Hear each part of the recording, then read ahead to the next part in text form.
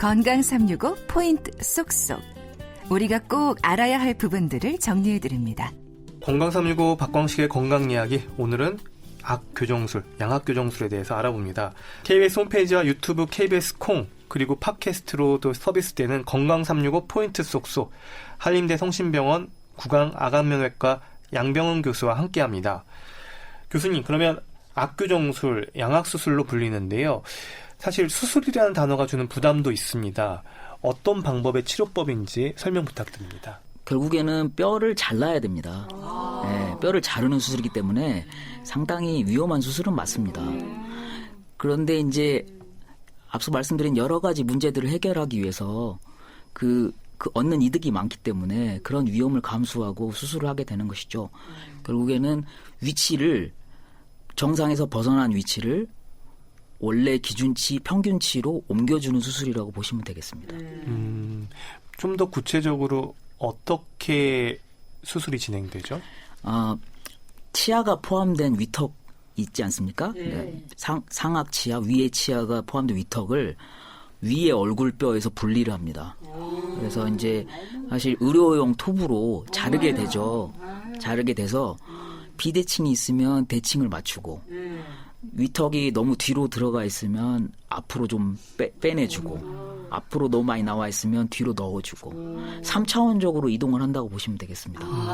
아래턱도 똑같은 원리인데, 아래턱은 이제 관절 부위는 움직이지 않도록 하거든요. 관절을 위치를 바꿀 수는 없고, 그래서 치아가 포함된 부분만 양쪽 관절에서 분리를 해가지고, 이것도 마찬가지로 비대칭을 잡고, 앞으로 너무 나와 있으면 뒤로 넣어주고, 뒤로 너무 들어가 있으면 무턱이면 앞으로 빼내주고, 이렇게 시술이 이루어집니다. 이게 3차원으로 이루어지기 때문에 어느 하나의 기준선을 확실히 정해놓고 시작하지 않으면 밀어주고 넣어주다가 오히려 원하는 더 틀어질 수도 있을 것 같은데요. 어떤 이런 기준이나 이런 프레임들이 있습니까? 그거는 선악들이 우리가 건강한 얼굴에 대해서 많이 연구해 왔습니다. 그래서 건강한 얼굴, 턱의 위치, 그다음 뭐 기도의 공간, 뭐 혀의 위치, 이런 것들을 다 고려해서 최적의 원래 상악이나 하악이 어느 부분에 있었어야 건강한가를 다 수치화했습니다. 그래서 그렇지만 환자를 모두 그 수치에 다 맞출 수는 없고요. 환자가 기본적으로 가지는 구조에 최적화된 부분이 어딘가를 다 검사를 하고 그 부위에 맞추도록 수술을 하고 있습니다. 그러면 이 수술의 난이도랄까요? 전신 마취가 필요할 것 같은데 수술 시간이라든지 수술 전에 꼭 확인해야 하는 부분은 어떤 걸까요? 이 수술은 이제 출혈도 좀 많이 되고 그렇기 때문에 전신 마취가 필수적입니다. 그래서 대략 수술 시간은 편악 수술이 있고 양악 수술이 있지 않습니까? 당연히 한쪽 턱만 수술하면 수술 시간이 좀 빠릅니다. 뭐 한 2-3시간 정도 걸리고요. 만약에 양쪽 턱을 수술하게 되면 한 4-5시간 정도 걸리게 됩니다. 그리고 이제 심한 경우는 뭐 광대뼈나 뭐 이런 데까지도 같이 수술을 하게 되는데요.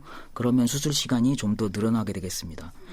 전신 마취는 꼭 이 수술뿐만 아니라 여러 수술에서 이용이 되고 있죠. 그래서 기본적인 검사를 다 합니다. 뭐 이 사람이 무슨 기본적 내과 질환이 있나. 근데 전신 마취를 못할 정도의 내과 질환이 있으면 사실 이 수술도 불가능합니다. 네. 그러면 수술 후의 부작용이나 합병증의 위험에 대해서는 어떤 부분들이 지적이 되나요? 그 모든 외과 수술은 사실 출혈의 위험성이 있습니다. 출혈의 위험이라는 거는 그 외과 의사가 건드리지 말아야 될 그 혈관을 건드렸다거나, 그 다음에 수술 후에 원치 않는 감염이 생긴다거나, 그 다음에 제일 대표적인 게 신경 손상이 돼서 얼굴에 기능 장애가 오는 그런 것들이 있고요.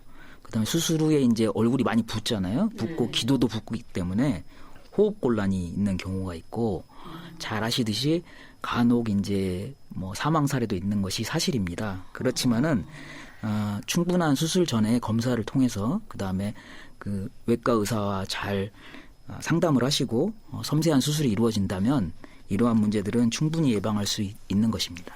방금 이야기하신 대로 이 양악 수술이 위험 부담이 있음에도 불구하고 이 수술이 고려돼야 되는 경우는 그건 어떤 상태일까요?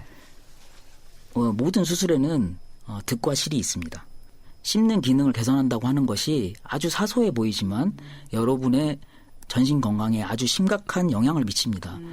잘 소화를 못 시킨 영양분이 어떻게 몸 전체로 퍼지겠습니까? 그리고 앞서 말씀드린 수면 무호흡 관련은 이제 낮에 너무 피곤하고 이런 부분들이 턱이나 얼굴의 문제와 관련이 있었다고 누군들 생각해 보셨겠습니까?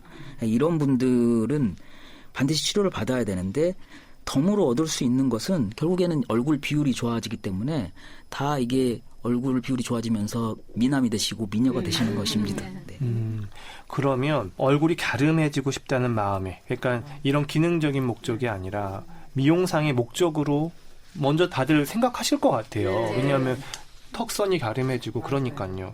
그렇게 해서 이 양압교정술을 고려하는 분들도 많은데 이런 것들에 대해서 전문의로서 어떤 조언을 해주실 수 있을까요?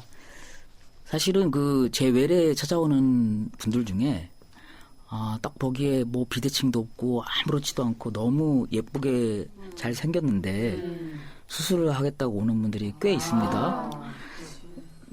그런데 이제 고칠 게 별로 없는데 고치러 오시는 거죠. 그래서 그때는 꼭 얘기를 합니다. 이 100% 안전한 수술은 없고 당신이 이 수술을 통해서 또 잃어버리는 것들이 있을 수 있다.